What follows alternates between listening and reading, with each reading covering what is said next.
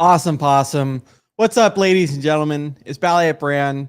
You know what time it is. It is the weekly stream. We got Crypto Stylish. He says, what's up, BB? How's it going, my friend? HexDeck16. And hey, I'm looking forward to hanging out maybe in the Portland area sometime. He says, maybe they run off Solana.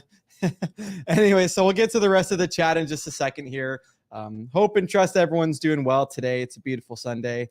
And we actually are, so the reason for the title itself is we're going to be having TobyJuanHex on the stream today. And he's got some stuff that he's finishing up. So maybe in 15 or 20 minutes, he'll be on board. But really excited for this stream. Once again, we've got so much good stuff going on, right? We've got Richard saying how close the mainnet is itself, right? The expectation is still mid-May. So get your affairs in order. We'll kind of talk about some of that stuff, what that means.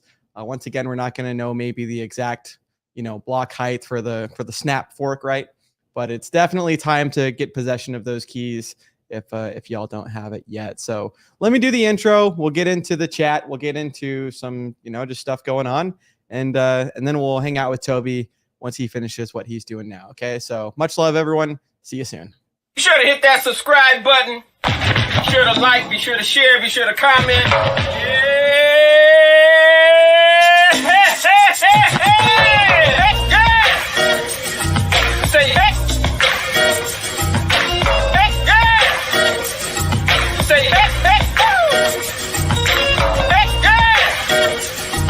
hey. Say hey. Say hey. Say hey. Say hey.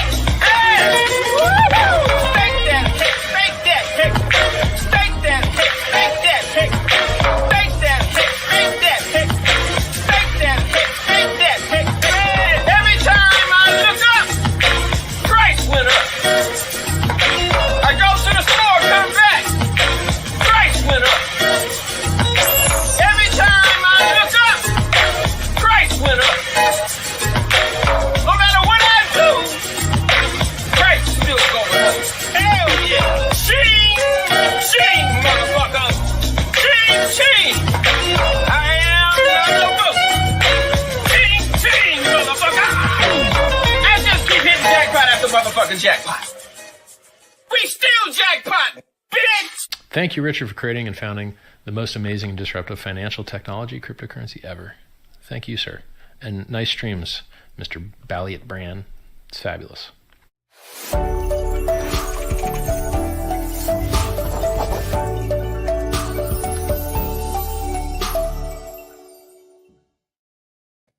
Awesome possum. So let's say what's up to the chat real quick first.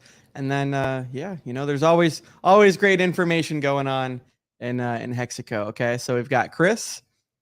Chris says, I heard Kevin Smith mention that film a few days ago in crypto Twitter space. The title caught my ear. Sounds interesting. Yeah, I'm not a huge movie guy, but I tell you what, I'm looking forward to Avatar 2 that should be coming out at the end of the year.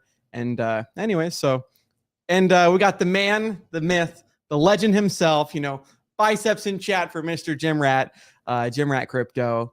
So him and Sam Stolt, the registration's already, over with. It's already passed, but it's a 90-day fitness, physical challenge that they're doing to, to help Hexicans that a lot of us are, not a lot, but, we're already on the path to wealth, right? If it's not already there. And then, now it's the path to health. And, you can't really have one without the other, because if you do, you can't really enjoy either. So much love to what he's doing.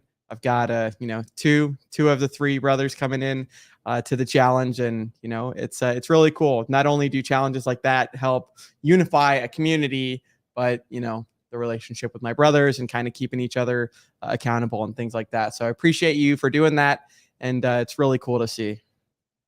Gen Hex, Craig Wadding. Yeah, once again, another Hexican that's taking the bull by the horns. And Craig, he's a really good guy too. And him and It's Now they're doing streams every single Saturday. And I need to go back and watch some of his streams from this Saturday, but sounds like he had a lot of big hitters on. So I'll have to see what everyone was saying there. Let's see. Silly Psychonaut, cool name, says, oh, look, another stream I didn't get notification for once again.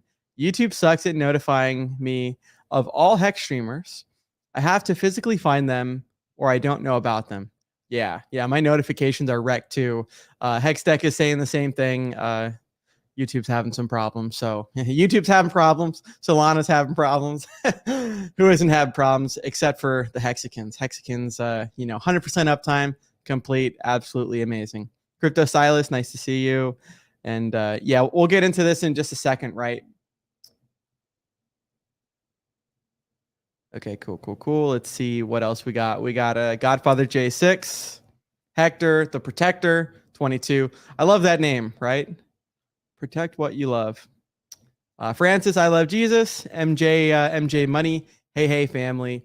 So let's get into at least a little bit of the stuff. So today I did a stream with a wild SJ. So let me pull up the link real quick here, and y'all can go rewatch it on her channel if you haven't yet. Once again, it's cool that a lot of the Hexicans are solving the the tragedy commons, like the problem where everyone kind of sees that there's a problem, the tragedy of commons. And, she kind of, once again, took the bull by the horns and transcribed all of the, the text that's digital or on paper into audio. So let me just share that real quick here, because once again, SJ is doing great work, and everyone should go take a look if you haven't seen it yet. So I'll actually put that in the chat. Once again, let's go subscribe to the Hexicans that are kicking ass and taking names. And, for someone like herself, she's really done a whole bunch and continuing to do more. So that's really cool to see that as well. Okay, once again, let's say what's up to the chat. So Will C says, great content, Bran. Keep up the awesome work. Thanks. Yeah, there's going to be a lot more to talk about too. And this is actually something I thought about this morning, which I thought was kind of cool. That so there's going to be a lot more to talk about, obviously, once the PulseChain itself goes live.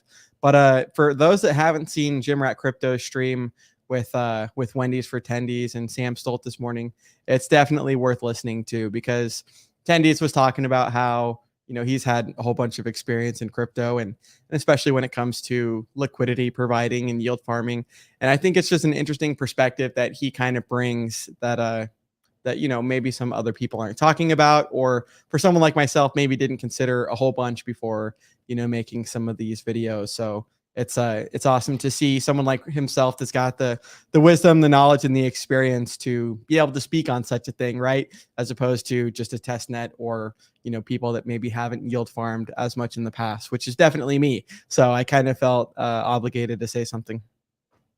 Crypto7 says, bang, bang, brand man. Great to catch you live. Yeah. And then once again, everyone. So TobyJuanHex, him and I will be streaming probably in about 15 or so minutes.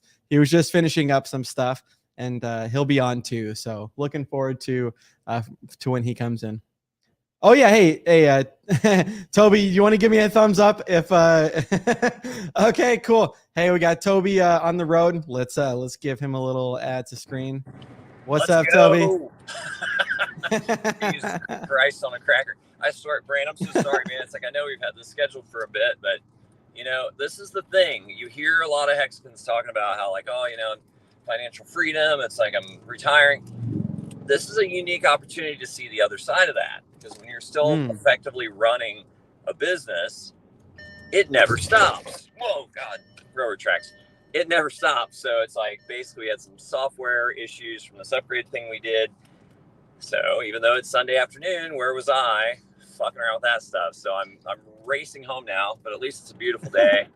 I was going to put the top down, but I don't want my toupee to fly off, and you guys would not be able to hear me. So that would be embarrassing and weird all at the same time. But Bran, I'm super excited to talk to you. I just want to say, hey, real quick, do one of my classic, like, sliding in last minute things, like out in Vegas at the Hex conference when I'm streaming from my bathroom, getting ready for the next day. Such is my life. Awesome. Yeah, but I'm looking forward to talking about, like, everything, everywhere, all at once. And it's like, that's totally what's happening on a lot of levels, I think, in the world. And obviously it's a reference to that brilliant movie that's out that I saw last night that I think is just absolutely, cracks your head open. Amazing movie. But then also, in the Richard Hart ecosystem, it's kind of like everything everywhere all at once. It's like there's a lot of shit happening or on the cusp of happening. So I'm super stoked to talk about all that when I'm not trying to shift a car and drive and talk all at the same time. And then there's this problem. It's like this little fucking guy is in the passenger seat just eyeballing me, and it's like he keeps wanting to climb into my lap, and it's like it's a stick shift. I'm on the stream.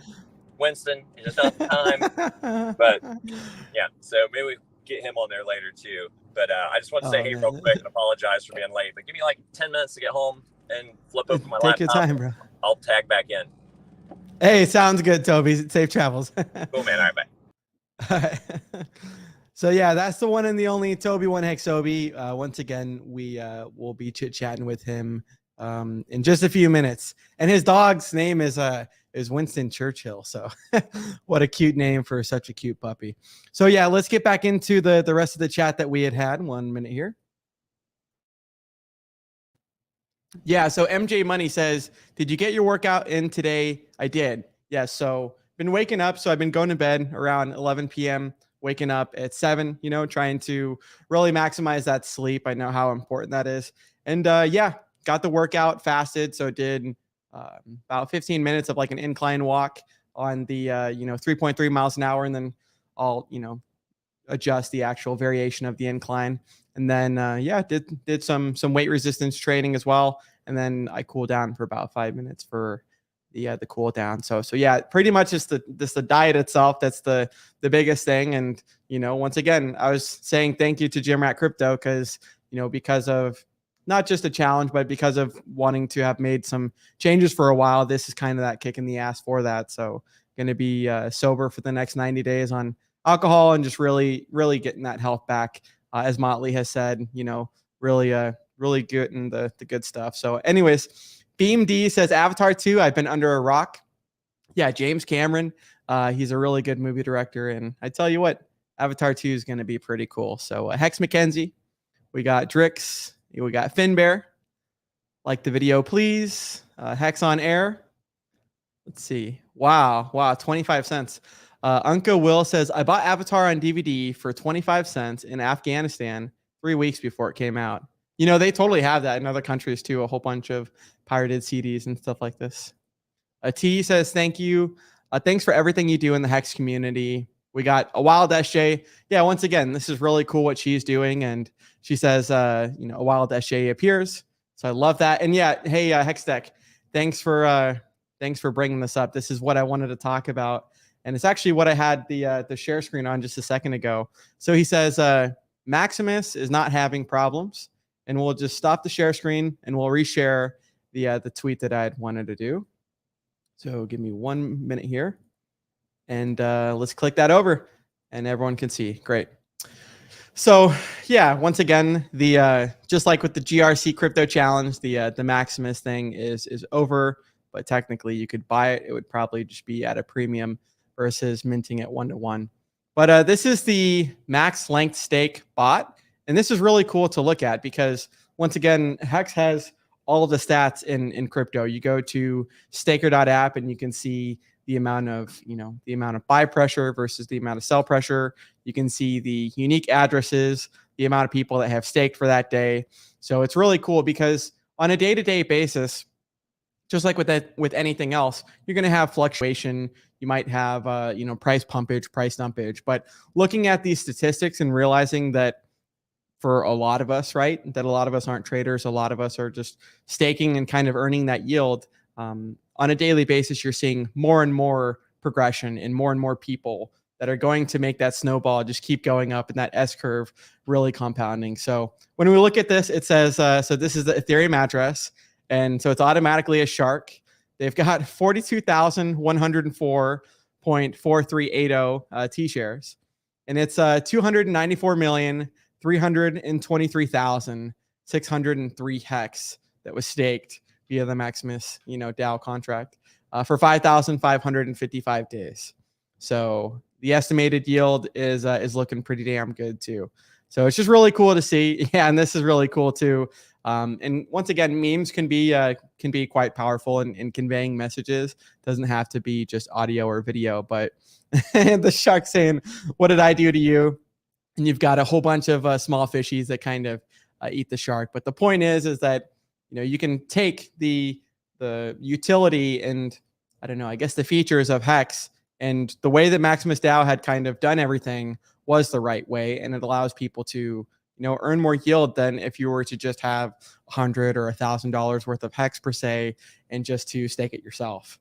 So, and I am going to go over to the other share screen, and we're going to actually look at the go.maximus.cash real quick, just since we're on the same topic. And then once again, when Toby comes in, we'll chit chat about the movie that he had seen last night and some of these other things. But so once again, you've got so let's see here. So the current day itself is 880. The actual day that the stake will end is Hex Day 6,435. So once again, what other group of community just locked up so much money? You can see right now it's nearly $50 million for 15.2 years. Then you got people like the Godwell and these other entities that are really showing their trust as well via staking and such. So that's really cool. Congrats to Tonto, Nominai, and Gold Key. I know once again you guys worked really hard to do that, and there was the tragedy of the Commons, and they took their own time and their own money to do that. So that was really cool. Francis, I love Jesus, says hi. We got a Wild SJ. We had a grand old time. What's up? Stoked for launch? Yeah, so let's get into that, right? Let's get into that. Let me go over to Richard's Twitter, and we'll find the tweet. 1 minute here. Let's see, Richard Hart. So yeah, once again, the point as I'm looking for the tweet, and should have had it pulled up, but the point as I'm getting to the tweet is that the last update that Richard had given for a launch date for PulseChain, not necessarily a date, but kind of like a generalization, is mid-May. And we don't know when the snap fork and things like that are, but it's important to, if you have your crypto, say on Coinbase or Binance or any other exchange, to get it into your own possession, whether that's a MetaMask wallet, whether you have a like a Ledger, Trezor, things like that. And then that way you can actually have possession once the copy happens. So that's really awesome. I'm super stoked for PulseChain to be launching.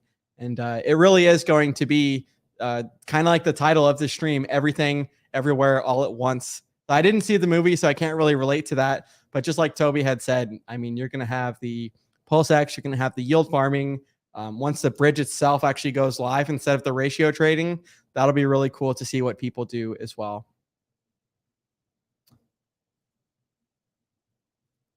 Yeah, Crypto7, everyone should check him out as well, too, if you haven't seen him yet. Nice work, Wild SJ, and quizzing Richard Hart. Yeah. So Richard Hart had a stream with on Discourse Syndicate, the ladies of Hex, and that was pretty cool to see him and all the ladies as well. Ninja Chopstick, let's see. Yeah. Wear your seatbelt. Hey, it is important to wear your seatbelt, man. It only affects the person that you're really person that's driving. Dogs driving, it's safe. Yep. A shell for freedom. Jerry Oaksmith. So yeah, we can look at some other stuff too while we're kind of just killing time for Toby to get in as far as stuff to talk about. This is something that I thought was pretty interesting as well, and something that we don't want for PulseChain, right? Sometimes things take a little bit of time to really get done right, and to once again make sure it gets done right the first time, versus the network itself, continuously going down and then constantly having to try and make fixes to something that's being broken fast and trying to fix things at the same time. So let's so this was just done yesterday. So Solana has been offline for hours again, and then hashtag Sol. So it says so this is Solana status. It says block production on Solana mainnet beta has halted. Validator operators should prepare for a restart in MB validators on Discord. And then it says validator operators across the ecosystem are working to finalize restart instructions for mainnet beta. I guess that's what the MB stands for. If you operate a validator, please follow along in mainnet beta validators on Discord.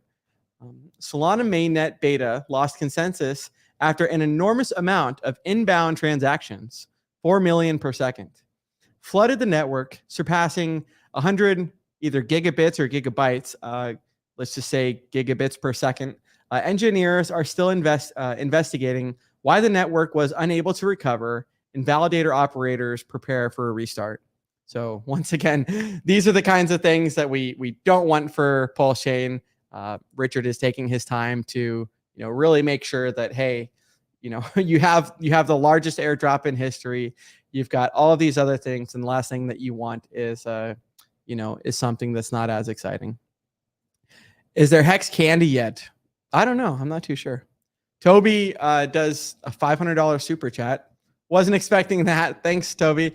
He says late fee. Yeah, dude. No worries at all, man. And I tell you what, I didn't really have a whole bunch to talk about in the first place for the stream, aside from some of the Maxi and some of the Solana and some of these other things, right? So, cheers to you for wanting to come on and being able to make it and things like that. So really appreciate that. Yeah, Toby is definitely one of the really great Hexicans. And how cool is it to see someone like himself, you see a lot of Hexicans that are constantly just working hard on a daily basis, and also taking the time that it takes to, help out with the community and onboard as many people as they can to something that's going to give them financial freedom. Let's see. We'll scroll back up for any comments that I missed, but I saw the super chat, so didn't want to ignore it for too long. Biffines says, for the fitness challenge, reducing calories is what matters, right? Meth users are skinny from not eating, not from the meth per se. What if you never eat? Let's see. What if you never eat because there's always whitener on teeth? Yeah, that's definitely a good reason. Don't use meth as your as your diet pills, because that's not going to be good for the long term. So I appreciate that. Biffines, appreciate that. And hey, Biffines, hey dude, if you want to come on, man, maybe not this time, but maybe sometime in the future. I know you're quite into health and some of these other things, man. Maybe we should chit chat sometime if you ever have the time, and we can go over some things like that myself and other people could use to benefit from. Let's scroll up here, and I guess I missed this one. So Crypto7 did a interview with Funding Gym. Let's take a look here. Let's see. So Matt S says, Crypto7, great interview with Funding Gym. He is a smart guy. And yeah, I guess that was done actually 21 hours ago. So that's really cool. Same thing. I didn't get the notification for that one as well, but I'm going to put it in the chat for everyone to see, to watch right now or watch it later. Whenever you want to watch it, feel free. Let's just put that in the chat right now. And then once again, if people do have, so once again, we're going to be streaming with Toby in a handful of minutes. If anyone has any questions or things that maybe you want Toby to talk on, or myself, put it in the chat now, and then when he comes on, we can kind of address that and get into the real nitty gritty.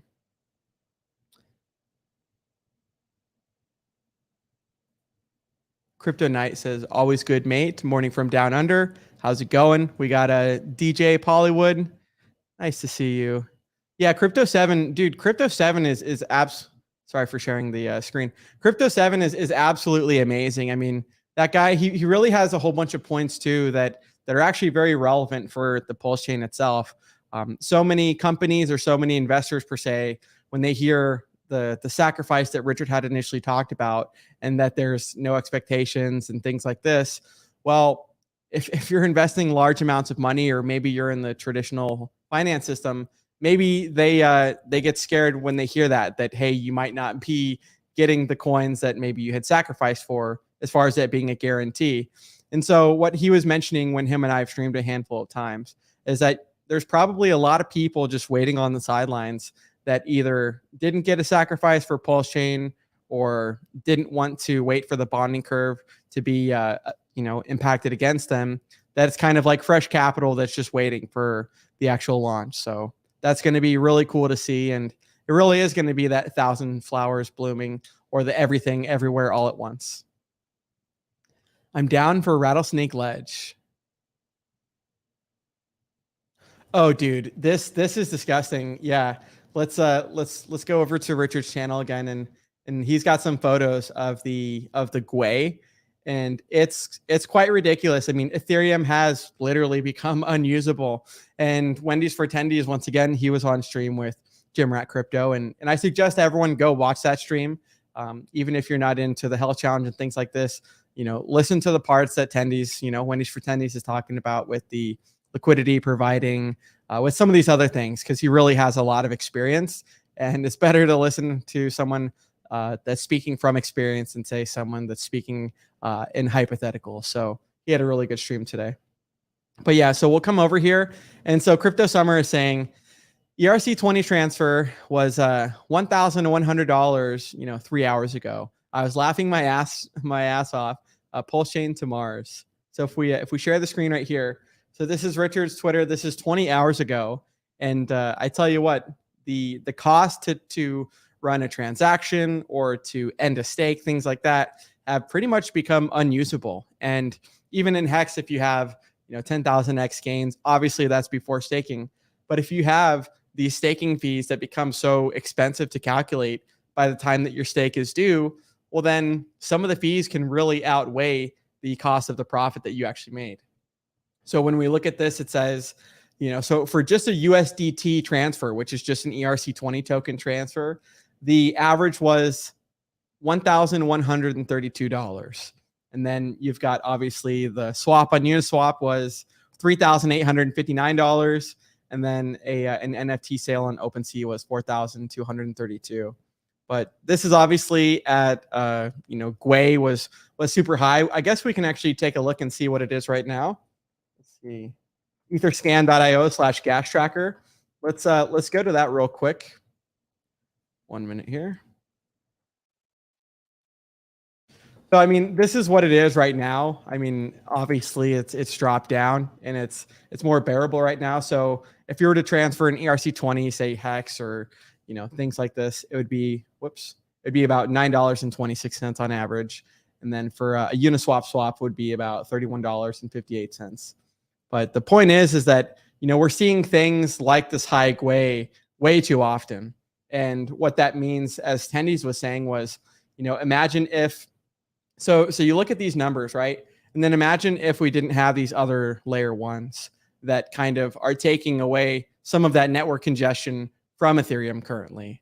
So things like PulseChain, I'm excited to see that launch. Robert Brooker says, Lord Tundering Jeebus. At Crypto 7, thanks, BallietBran. How's it going, Human Hex Trafficker? Robert Brooker says, let's see. There is something that is needed if you wish your body to access its stored energy. Omega-3 and 6 are required by the body to make the hormone it uses to access the stored energy in the body. That is awesome. I appreciate that. Yeah, I know Matty Allen had recommended like the Omega-369, or not recommended, but he had at least talked about that a long time ago. And I've got a daily supply that I take. So that's really awesome. I appreciate that. Krypton is often associated with a whole bunch of nerds, right? And they're not wrong.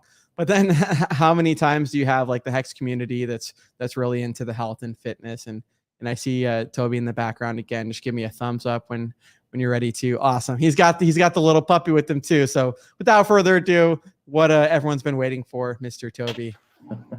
Awesome. How's it going, Toby?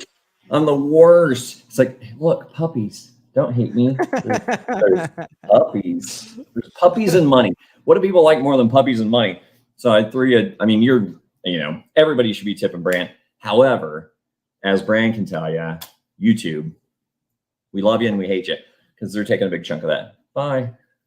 But no, I appreciate it, dude. That was. Bran, have you ever had like a donation address for people that wanted to support what you're doing, or does it always just come through Super Chat? Yeah, I think it's in the description somewhere. There's like an ETH address that's there as well. Right on. Yeah, and I know that's not what it's about for you, but just generally, if people want to support, Super Chat's nice, but it's it's not DeFi, bro. Yeah, that shit's centralized, and the man's getting a cut. So you're welcome, YouTube, for your percentage of my my tip to Mr. BallietBran. And man, I'm so excited to be on. It's like I've been wanting to come on stream with you in particular forever. And then poor Maddie, he sent me like, I don't know, 2 or 3 links over the last few weeks. And I'll still be at my fucking office at like 9 o'clock at night. So it's just been a little crazy. It's like I'm on the cusp of retiring. You know, I'm trying to catch up to you, Bran. I'm just not quite there yet. July, I will be free of the stress and strain of, you know, what my life has been for 20 plus years. And I'm super grateful and happy about all that, but not quite there yet. So, you know, trying to help the new ownership transfer over, and there's just a lot of changes going on, and it is sucking me dry. And then my trip to Vegas, where I saw Bran for like a split second, I think Bran was fucked up, to be honest. When I saw Bran, a little lit. So that is accurate. Is it accurate? Okay, I was just being silly, but yeah, I don't know. But yeah, it's like there was a big bunch of us on Fremont Street, and Bran was kind of like going by. I'm like, hey man, and then assumed I'd run into him again later, and it just didn't happen. And had a great time at the conference though, seeing everybody, and you know, got to talk about tax prep and estate planning with Papa. So that was very well received. And then I got the bug.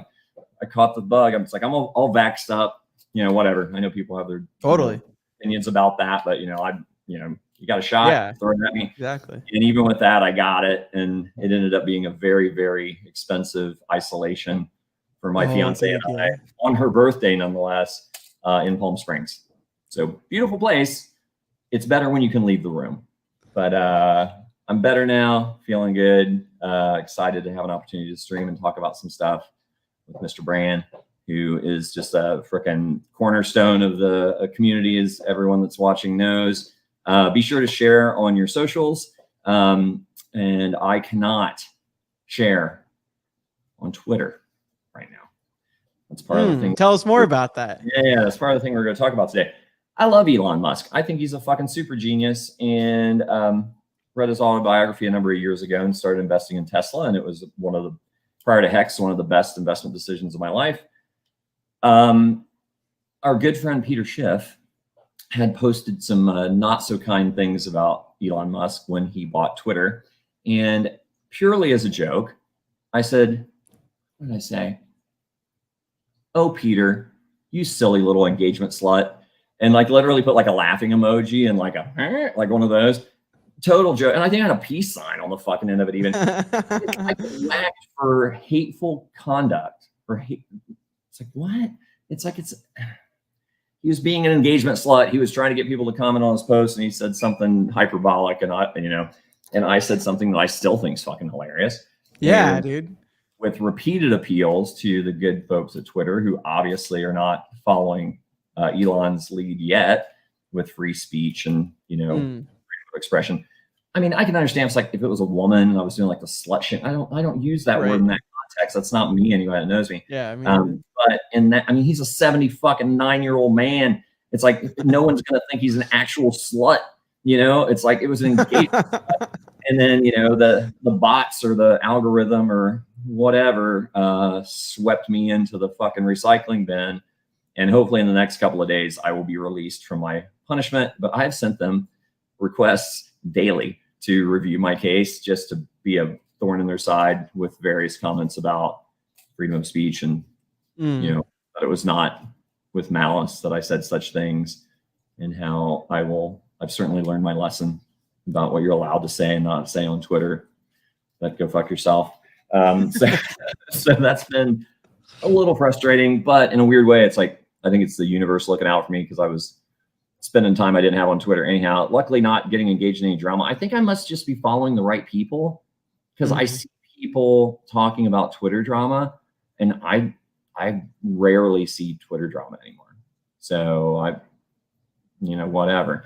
But yeah, I think things to be excited about. And then the Maximus thing, I heard you talking like while I was driving like a maniac, trying not to wreck while I was holding a dog and driving stick shift, trying to get to my appointment late. But you were talking about Maximus. I those guys are stand-up guys. I mean, I think it's net positive for Hex long term. I don't see how it's any more of a detractor from purchasing Hex directly than Hedron would be. So I support it. I think, I mean, it's like, I don't endorse it. The only things I endorse are Richard Hart products, but I support what they're doing. It's good for the community. And I think long-term it'll be a good thing. And I wasn't going to say this, but it's like, I'm that guy. I come up with a really, really good idea that could maybe make me some money. And then I tell people about it, which, maybe not the smartest move, but I'm good. I'm doing all right. So I figure my thought was, once they do the copy of Maxi, the Maxi and the Hex pair for the liquidity pool mining is a fucking no-brainer, because people are going to go in there and trade that shit. And and it's like, you're just going to, I mean, depending on what they do with the incentive token, if that's going to be a highly incentivized pool or not, which maybe not, because I think you're going to get a captive audience on that anyhow. But if you get anything at all with the incentive token, there you go. And just by the fact that you're in a liquidity pool, you're getting a portion of fees, which I know on the East side is minimal, because, or I'm sorry, on the Pulse side is minimal, because Pulse is, the transactions are so cheap. So it's a penny, and then you get like 0.3% of the fee or whatever it is. So it's like, that's not going to be a big player, but then, it's still going to be over on the Ethereum side. So, after Pulse launches, there's going to be a liquidity pool on that side as well. I feel like you could do the same thing. And then you get all crazy with it and start bridging shit over and have other pairs, the P Hex versus the E Maxi and whatever. So to me, it seems like an interesting little side hustle without a lot of risk, because they should maintain similar value. Because the way I understand that Maximus is that it's essentially like trading encapsulated stakes, but you're all the way down to like the 1 Hex level, so, and you're not paying to end a stake if you're getting out of it. You're just paying a swap to swap back into Hex or whatever else you want to swap back into. So that's always cheaper than ending a stake on either platform because of the S load. So, I think it's a good thing. I think those guys are, good members of the community and very smart. And, the dip catcher guy, I even mentioned to him, I'm like, I don't know if you guys know about the dip catcher, but the dip catcher thing, he has been running with that for a long time, where he'll show you like good opportunities when it's a good time to buy Hex or whatever. And he's on it, like whatever little, program he wrote to do that is very good. Like the track record on that thing is like, if you bought every time he alerted you to buy, you'd be better off even than daily cost averaging. So I told him, I'm like, dude, you need to do that for Maxi, because if that starts wiggling around because people are not paying attention to what it really is, and it's substantially, if it's cheaper at all than Hex, it makes sense to scoop some up. And yeah, but anyhow, that's kind of my thoughts on Maximus. And then, God, that movie, dude, you got to see that movie. That movie fucked me up. I need to. That movie fucked me up in like a really good way though, because it's like the way I described it to Brand in our chat last night, it was like, we left the movie and I got in my car. I immediately downloaded the soundtrack and I listened to it on the way home. And then I sat in my car in the, oh my God, there's a gigantic groundhog in my backyard. He's staring at me. Big. He's like twice the size of my dogs. Yeah. Bro, go eat my plants, you fat little fucker. But he's kind of cute, honestly, but I just don't, well, whatever. We'll deal with him later. But anyhow, ooh, squirrel, what? So, but yeah, that movie, man, it's like, so I get in my car, I downloaded the soundtrack, I listened to it all the way home, just staying in that frame of mind that it put me in. Got home and literally I sat in my garage for like 30 minutes. And my fiance had some phone calls to make or whatever, and we had driven separate. So she was behind me. So she came in and she like just sees me sitting in the garage. I've got a convertible, so the top's down, car's off. I'm not trying to kill myself. And so I had this like soundtrack just blaring, and like she comes over, and it was so weird because it's like I just reached over and opened the passenger door, and she didn't say a word.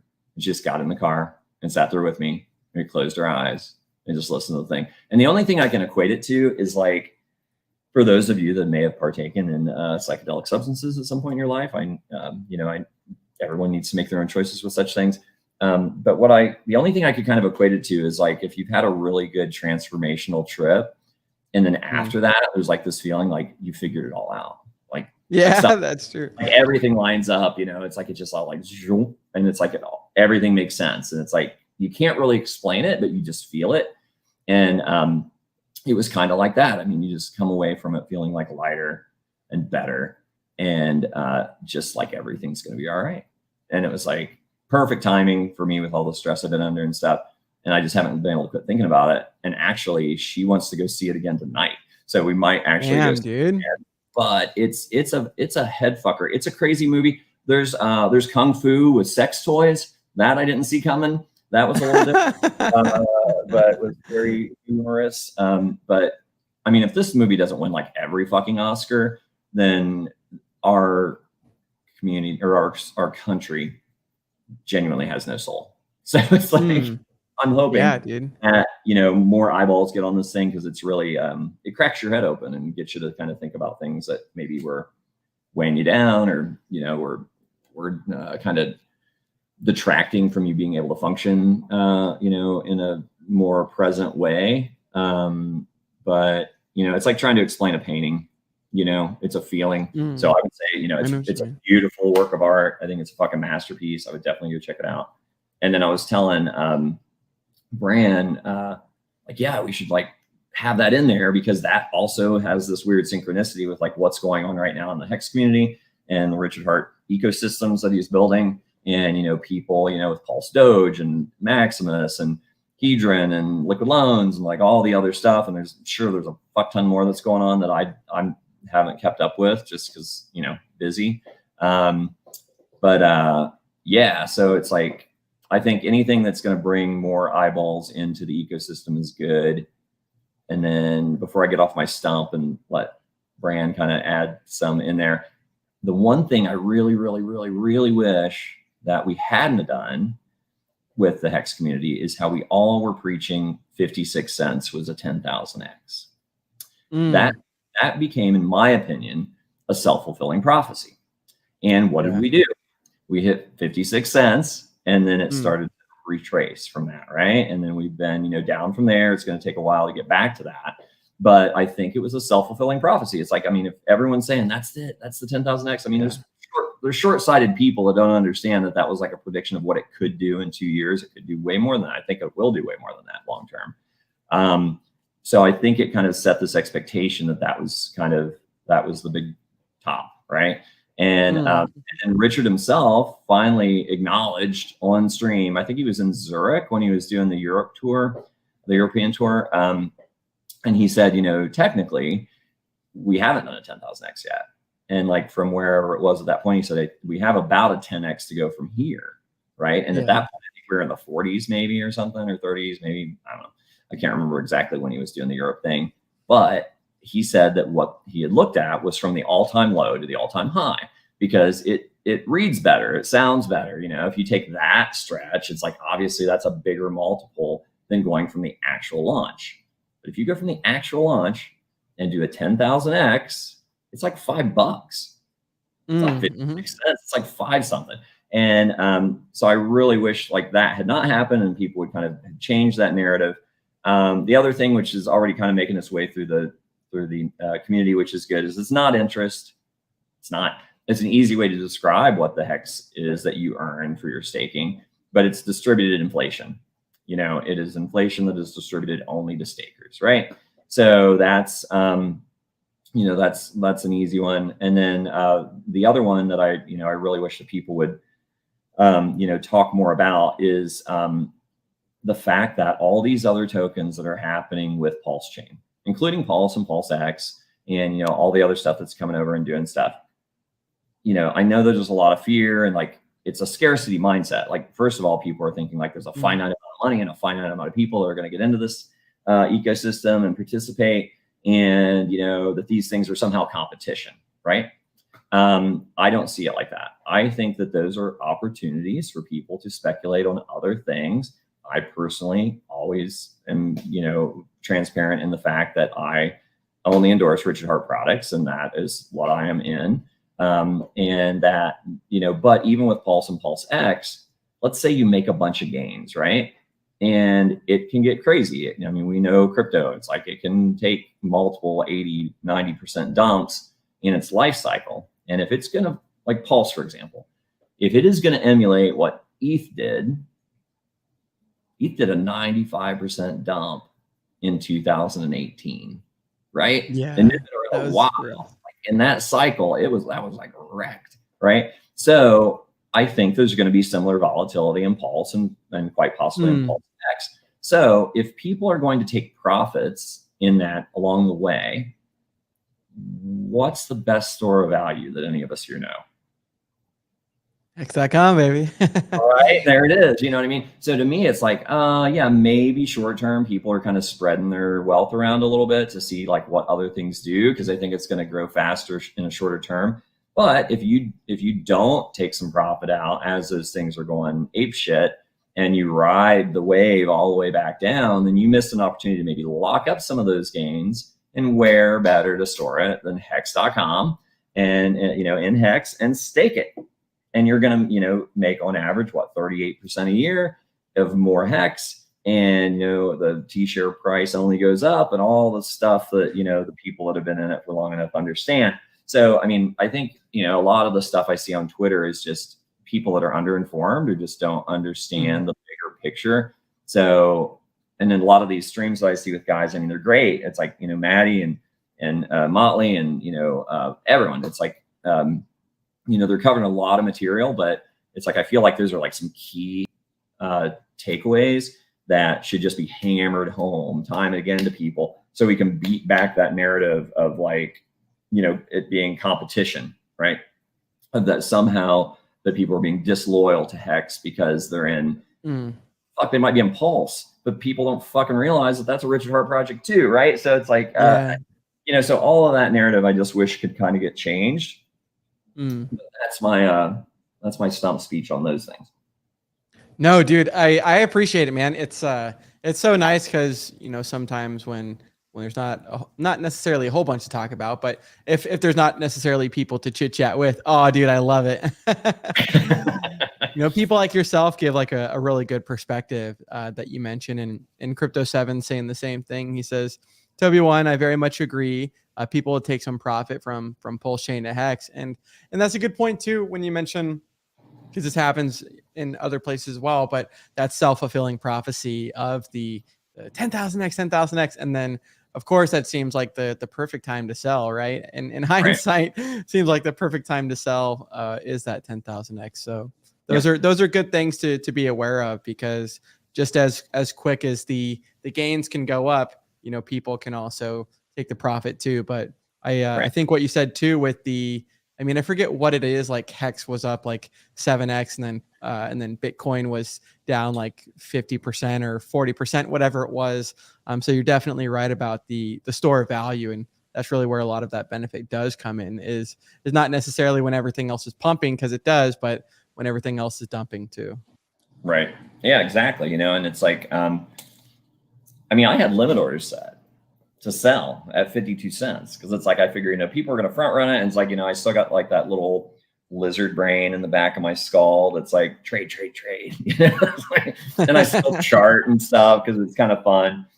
And then I'll watch, my charts like hit a target on the upside, and then I'll watch it hit a target on the downside. Man, it's like I could have traded that. I could have ended up with a bigger bag. But, like the whole trading mentality, like Richard says, it's like the vast majority of people lose money when they're trading. I've been fortunate enough to have done okay with it. It's like I didn't fucking get rich off of it by any means, and for a long time I was super in the hole, super wrecked, and I clawed my way out. But the trade-off, man, in my opinion, the trade-off's just not worth it. Just the stress of it and the time it takes, and just the anxiety over like, did that limit order fill, while I was asleep, or like, are there alerts going off, like, all hours of the day and night to like keep track of things, and you're doing straddles and, doing all kinds of crazy shit. And it's like, for me, that's just having done it for a very long time. And even way back in the stock market, like in the 90s, yeah, I'm old. But way back then, it's like, yeah, it's just not worth it. And it's like, I was actually talking, when I was at work earlier, I called Brandon, I'm like, man, I'm stuck out here. It's like, we're trying to do this IT thing, blah, blah, blah.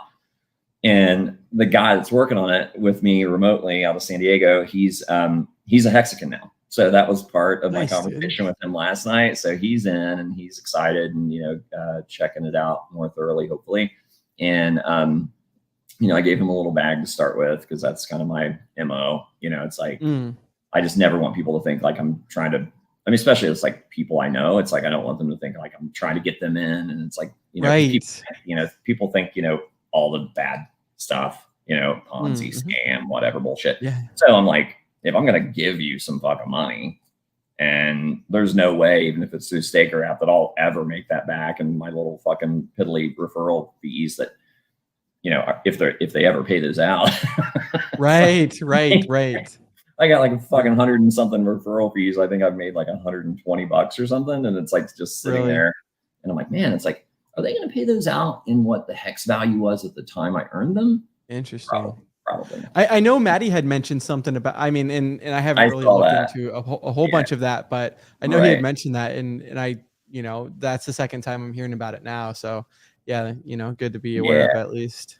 Yeah. And I'm not bitching about it. It's like, Steph and those guys have done an amazing job at getting people onboarded and like into the ecosystem. It's like, I can't take anything away from them, but with everything, there's room for improvement. There's ways to do things better. And, I'm sure with future updates that'll come along. And then also just the reality of it being on the Ethereum blockchain. So, what would it cost them in gas fees to distribute those referral bonuses? So I'm sure they'll come up with something that's equitable and fair to deal with those things. But, those are little things that, I don't really give a shit about, but it's like, I can see people, looking at it for a year and a half and being like, how about that referral bonus? Am I going to get that? Even if it's $5, you know what I mean? You feel like it's something. But, the point being is that I, typically when it's friends or people I know or I'm feeling generous and I get them onboarded, then I'll send them like $100 worth of hex or whatever. And then that way it's like, hey, sit on it, do whatever, watch it grow. If you feel like staking it, throw it out there far. And then just wait because the copy's coming and I do that routine. And then that way they don't feel obligated to put in money of their own. And if they actually see it going up, then anyone with fucking half a brain is like, oh, maybe I need to pay a little more attention to that. And then they start learning, because ultimately, you can lead a horse to water, as they say, but you cannot drown that horse because it's a fucking horse. Right. So it's like, that would be ridiculous trying to fucking wait, you don't drink. Sorry. It's a whole other thing. Right? You can't make them drink. You can lead them the horse to water. You can't make them drink. So people got to want it and they got to like be interested in it and apply themselves like we all have and, put the time and effort in to learn about all the stuff. The SJ thing earlier, that was fucking great. That was great. She's awesome. I love that girl. Awesome. Dude. And then like her audiobook version of that. I hate to admit it because like Richard sent me like an early copy a long time ago, like when he first had it edited. And it's like, and I kind of skimmed through it and busy as always, and didn't really get to give him like a full report. Like I think he wanted me to like read it and give him some feedback. And I unfortunately just didn't have the time to do that thoroughly. And I didn't want to half-ass it. So I just didn't do it at all as far as like reporting back from the little tiny bits I read. So I've actually exposed myself to more of SciVive than I ever have by listening to those videos. And she does a great job reading that book. And it's like nightly listening for me now. Like every night I'm listening to that before I go to sleep. And it's just, replete with genius insights to the simplest of things. And maybe some of it's like a collection of stuff that he's got in other places, but so what? It's like, if it's good information and it's consolidated for you, it doesn't all have to be original ideas, but there's a lot of fucking very original ideas too, so it's a great book. Like people haven't checked it out. They should definitely check out her streaming about it and her audiobook version of it. I think it's a wonderful contribution to the society, of the community. And it's like, that's one of the things. It's like Bran and I've talked about this a lot, and Bran's done a ton with it with his own SciVive channel and just like always kind of peppering it into his streams. And maybe we're not the majority. I don't know, but I feel like there's a lot of people out there that look at Hex, and I know this sounds culty and whatever. And I was supposed to get interviewed for like the highest of stakes thing, but I'm like, pretty sure I got COVID. Don't want to come nuke your whole crew. So I'm going to pass. So they're like, oh, we're so sorry, whatever. But, you know, the idea being is that, you know, some of the kind of the pre-interview questioning that we went through, they're like, hey, we really like your story. And it's like, we like your perspective on it. And I was kind of just sharing with them kind of my view on it, as far as like, I can see how people with a cursory glance would look at it as kind of cult-like, you know, and kind of like you're idolizing Richard Hart or whatever. And it's like, no, it's like, it's a combination of like really good ideas and a really, really good product that is literally changing people's lives. You're looking at 2 of them right now. And, you know, tons of people that I know personally that it's impacted their lives. Even my 83-year-old mom is a Hexican, you know, and she sacrificed a big bag for PulseX, which I was just like, what the fuck, mom? And, you know, but she went hard into PulseX. So that was cool. But, you know, it's obviously that gets your attention if like you're making like real world changes to your life monetarily. But there's other factors like SciVibe, of course. And I think there's even some people that aren't even familiar with SciVibe, but just from watching Richard and kind of seeing, you know, kind of his vibe and the way that he approaches the world and his, you know, and I know he can be a little brash, and I know that he can, you know, really just burn somebody to the fucking ground if they cross him. But underneath all of that is just like an abundance of compassion. Like what he's doing is trying to make the world a better place.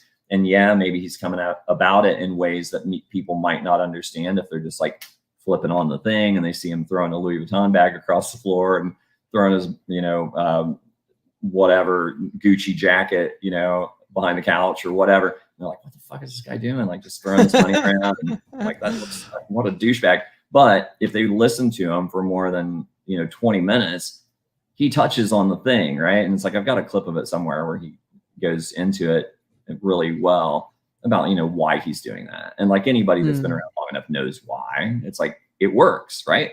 It's like, look at his follower count. It's like, it comes up in the algorithm more people are paying attention to what he has to say.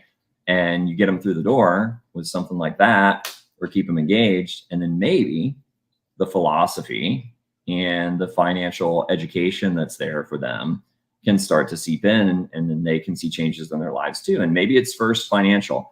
And then to me, like the thing that I like about it is, you know, the delayed gratification and the truth engine, and just like the striving to be a better human being. And, you know, what can you do to contribute to society and your fellow man in the time that we have, right? So, you know, that's kind of my shtick on that. And it's like, to me, that's not a cult. That's just people, you know, finding a good message that resonates with them and then wanting to emulate that and try to do better, like just to be a better version of themselves. You know, so unfortunately, you're just going to have to be satisfied with my little spiel about it there. You will not see my shining countenance on the big screen, but I'm okay with that. So no highest stakes interviews for me, darn it. So my future autograph potential will be limited, but that's fine. Dude, speaking of that, man, I tell you what, and those are all super great mentions that did you do an interview with them? No, I was going to in Vegas, and then same thing, just like with every other DM, I swear it feels that they had messaged me on Telegram. I was like, yeah, I'll, you know, get back to you, and then it was like an hour later when I'd gotten back to them, and then they had already moved on, because obviously they've got a super tight constricted time. But I tell you what, man, they're doing a whole bunch for that, and it's gonna be so cool to see. I'm so excited. Like you mentioned being able to like punch through the noise, because that's what Richard's doing. And one of the Hexicans I was on stream with the other day, Max, RH Maximalist, he was saying that, you know, just like with anything, first impressions, that some people, you know, they either might like it or they might not like it with the Louis V or some of these other things. But if you really go back to see who that person is and what their intentions are, Richard's got nothing but a good intention, and so he is kind of just playing all these different cards. Yep.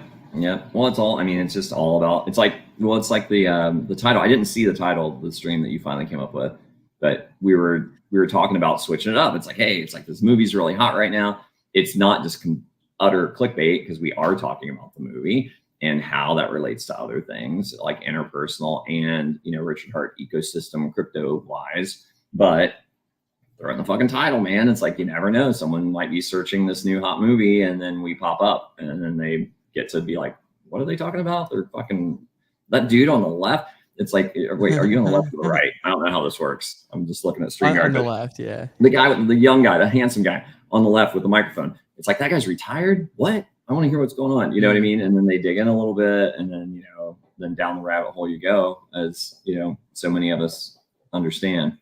But what was, I think there was something else I wanted to cover and I can't remember at the moment. But is there any chat that's worth it? Anybody? Where's Ross? Is Ross in there roasting me yet? I miss that guy. It's like he would just fuck me up relentless. I mean, I mean, how often am I on stream? I don't even come on stream like once a fucking blue moon, and it's like I'll pop up on Maddie's or I'll be on Discourse, I'll be over here, and it's like he's fucking like in the closet, just like popping his head out, like Toby's on stream. You know, just like coming after me. But I don't know. I like to bust his balls, but he's fucking. Oh yeah. No, we got a lot of people with good sense of humor in the community. I actually saw him on the last stream, but not as much these days. So crypto. This person just saying the Heist to Stakes documentary will be off the hook. Will be great to see it on Netflix or Prime to bring it to the masses. Yeah. That's going to be a big deal. I know. I hope it's just. They like. I hope it's just not like on the CW or something. Yeah, this is like obscure fucking network. It's like, wait, what? CW? What's that? Exactly, right? It's like a network nobody knows about. That's the point. It's like I'm really hoping, like, you know, whatever it takes, like get that fucking thing on Netflix. Because I mean, the production quality is off the chain. I mean, like it looks amazing. Like all the clips I've seen have been really, really well produced, and the people are super nice. It's like I talked to the what's the head guy's name? Grant, maybe.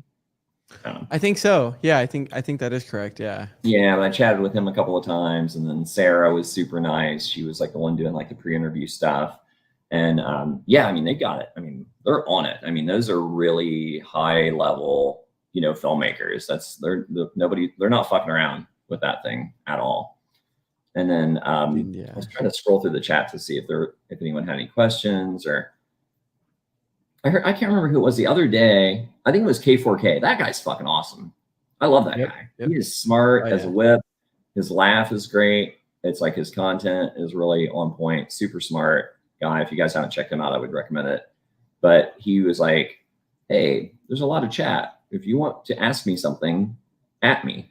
You know what I mean? So it's like if it's at Toby1 or at BallietBran, then it's like it's easier to see if we're scrolling through to like actually have a question to address. And I'm scrolling back through, but I can't read. No, that's good advice. Yeah, for everyone in the chat, if y'all have questions, definitely do the at BallietBran, and that way it's highlighted. Crypto Chrissy was saying shout out to your mom. It says word up Brandon or wait, not this person. Sorry, it was Uncle Will. It says way to go, Toby's mom. So how cool is that, man? Yeah, 83. Well, she'll be. What's she 83? She's 83. Yeah, she'll be 84 next year.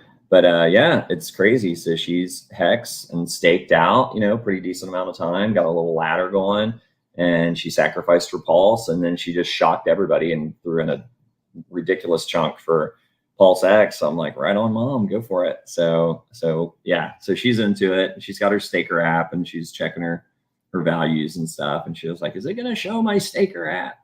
On that, is it going to show my PulseX on the staker app? She doesn't sound like that.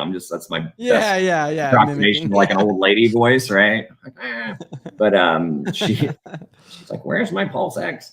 And it's like, not there yet, mom. It's coming. And then dad's always asking about. He's 84, and he's like in the early stages of Alzheimer's, which is, you know, it's like that's a hard thing. That's and those things can turn sideways really quick. So we're really fortunate. It's like he's still driving, and he's still, you know, helping around the house and whatever. But, you know, there's definitely some impairment there with short-term memory. And, you know, hopefully with the medication and the treatments he's gone through are going to help stabilize all that. But even he will come, you know, say, hey, how's your Bitcoin looking? How's that? Is your Bitcoin up? And my dad is, I'm a younger hillbilly, I guess, but my dad's an old hillbilly, so it's pretty funny when he was asking me about the Bitcoin. But yeah, so I'm like, oh yeah, Dad, my Bitcoin's kicking ass. So I'll show him my staker app, and he'll be, all right, what are you gonna do with all that? I said, I don't know. I said, you want to start a new business? You know, but 84 and Alzheimer's might not be the best time. However, there was a weird backward blessing of Alzheimer's. My dad smoked since he was like a maybe fucking a preteen, like a long time. Yeah. Dad smoked. And the Alzheimer's was definitely a factor in this. He would ask my mom where his cigarettes were, and then over time she just started giving him a cigarette instead of like the whole pack, and then eventually just stopped giving them to him at all, and he fucking forgot he smoked. So I got him some nicotine gum because I'm sure there's a physical component to it as well, but it's like, holy shit, it's like, thanks Alzheimer's. Who knew? There's an upside there. So we were joking about some other things we could fool him into doing, you know. Sure. The short-term memory is not there, but whatever. So, the other thing, like you're doing it, right, Bran? The challenge. Yeah, dude. Yeah, man. So what's the breakdown on that? Like, I know there's an app. I heard that much. Yeah. So yeah, I mean, and I need to go through the app because my brother was actually, him and I were chit-chatting a little bit before the stream, and he's like, how do I do some of these things? Like, I can kind of show you. So like, so there's like a food journal, like a daily water intake, you know, cardio for 15 minutes, measurement, things like that. And yeah, I guess it's kind of, and it's also got like, just kind of like a calendar for each day, kind of like just short bite-sized chunks that people can do. But it was pretty much Jim Rat and Sam that had wanted to. The thing that I love about this community, whether it's SJ or anyone else, right, where they're kind of just taking something that they have experience with and skills with, and you know, figuring out how can they contribute to the Hex community or to the betterment of it. And so they I think they initially did it because of like Richard Hart. They wanted him to, they've said it at least multiple times, like, oh, we want Richard to be healthier, or just the community to be healthier. You know, like what good is people in the community that are retired or have some of this wealth and stuff if they're fat and unhealthy, or, you know, some of these other things. And so they had kind of, you know, talked about Sam's been like a bodybuilder and I think a trainer of Jim Rat's for a while. And so long story short, they pretty much had like a free service. I think it just ended yesterday at like midnight of like a 90-day like fitness challenge. And people like Motley, a Motley investor, donated, I think it was 90,000. Someone had donated 10,000 hex, and then Motley donated 90,000 hex. So it's going to be like 100,000 hex. And I don't know how it's actually going to work for the winner itself. They said they might, you know, divvy it up between, because there's going to be like a total of 3 winners. Right. And cool. So they might divvy it between, you know, 3 people, or, you know, but they're also going to get the PulseChain copy too. And there's some other things too, like, you know, Jim Rat's got a friend that does like the shields and things like that. But it's pretty much just something that they're trying to do to help out with the community, you know, whether it's gaining mass and muscle and stuff like that, or just cutting on some of those bad habits. So for me, I mean, you know, it's definitely been, you know, consuming too much alcohol and partying a little bit too much. And so it's cool that with my brother, one of them at least, you know, we're, you know, in it together to, you know, stay dry the whole time. And once again, get back some of those previous healthy habits that used to just be part of the lifestyle, which is important, you know, because you shouldn't just do something for a short amount of time, especially if you're seeing benefits with it. Yeah, absolutely. It's like, and how old are you now, Brand? Are you 25? 25. Yeah. 25. 25. Yeah. It's funny because it's like, when I was 25, it's like, and mine was not, you know, a fun crypto competition to better my life. It was, I had a horrible tragedy that happened in our life. And, you know, a lot of times people will turn to alcohol or drugs or whatever to kind of manage those things. And somehow, you know, the ripe old age of 25, I just had the insight to know, like, that's not good. And I will ultimately not be dealing with the reality of the situation. So as painful as it might be, it's like, I need to stay super sober. And I mean, I was, you know, typical 25-year-old guy going to the bar with my friends on the weekends, maybe a couple nights during the week even, you know, whatever. and I stopped drinking, and you know, I mean, I wasn't like a daily drinker, I wasn't an alcoholic or anything, you know, but you know, I drank a fair amount, and you know, quit cold turkey. And even in the first 30 days, it's like my skin looked better. It's like I just felt better, like my decision making was better, because it's odd how regular use of mind altering substances, you know, magic mushrooms notwithstanding, that's still my drug of choice. But yeah, for sure. But you know, I mean, even pot, it's like, you know, because I was smoking pot back then too. Pot, it's such an old guy term. What do they call it now? Pot, weed, I don't know, cannabis. But yeah, I was smoking the weed back then, as well as drinking a fair amount. And it was funny because it's like my decision making got better, like in my relationships and just like for school and for other stuff. And I'm sure part of it was motivated by just trying to, you know, just focus on good stuff, period. But I really feel like even on the days you're not drinking or drugging or whatever, then you just have more clarity of mind, and you're more present, and you're more capable of making, like, you know, more sound decisions. You know, that was my experience. But that's awesome that they've got that going, and there's like an incentive there. And then the sun is like acting like a spotlight on my mouth. It's always so strange for me because it's like it's all reversed. Yep. So I might have to grab my green screen and block that window, because it's gonna fucking, I see the big burn ball up there in the sky. It's about ready to hit me in the eyeballs in a minute. So I might have to step over so I don't look like it's like Phantom of the Opera, like where half of my face is one thing. I don't know. Sorry. There it is. No, but I like it though. I mean, you growing out the facial hair and kind of got. Oh yeah. Well, I had the whole beard going, and then I thought, well, I'll take it off in stages, because, and my fiance said, and this is my own experience as well, you have a beard for any length of time, and then you shave off said beard. I've got a pretty substantial, strong, masculine chin. However, when you have this thing on your face forever, and then you cut it off, you look like you have a big round fucking Charlie Brown head, and your chin is like that long. It's like, where'd my chin go? It's like just fucking jarring. Like if you just shave it off all at the same time. So she's like, well, do it in stages. I'm like, well, yeah, I always do. So it's like, I'll go down to this first, and then I'll shave out the middle and just go with like a full on like Freddie Mercury fucking biker bar Fu Manchu.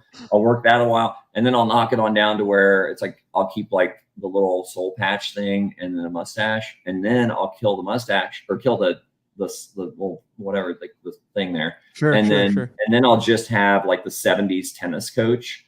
I'll rock that for a while, and then, you know, and then I stop short of like, you know, the one that, you know, no one wants that mustache anymore. He killed that. That guy fucked up that mustache style, like Charlie Chaplin. That guy. That's what we want to think of when we think of that fucking mustache, not that fucking other asshole. So, you know, you will see it in various stages depending on when I come back and show my silly mug and talk too much. No, not at all. I mean, hell, yeah, like I like it. You know, your input's been super nice, and same thing too with the facial hair. I mean, for the people that can grow it, dude, like, yeah, I think it's awesome. You know, there's some people in the community, like who is it? Crypto Curricula, you know, Orca, you know, got, or Feeder and stuff like that. And so, you know, that's Feeder's beard's cool. Ridiculous. Feeder's, I met him in person. Number one, he's a fucking giant. The guy's like 6'3" or something, or maybe taller. I don't know. I was like, what the fuck? And that's like, I'm not short. It's like, I'm 5'11", you know, it's like, so it's like, I'm not a short guy, but it's like, I felt like a fucking stand next to him. And he had that giant beard. So it's just like Gandalf coming at me. It's like, whoa. And then I think he got the Rona too. And I wonder, it's like if I hugged him, he was just hanging out in his chin whiskers. Get mine, and then it migrated across mine and got in my face and my nose and my mouth. And then boom. Yeah, I don't know. He might have been patient zero at HexCon. I'll have to ask him about that, like when he got it.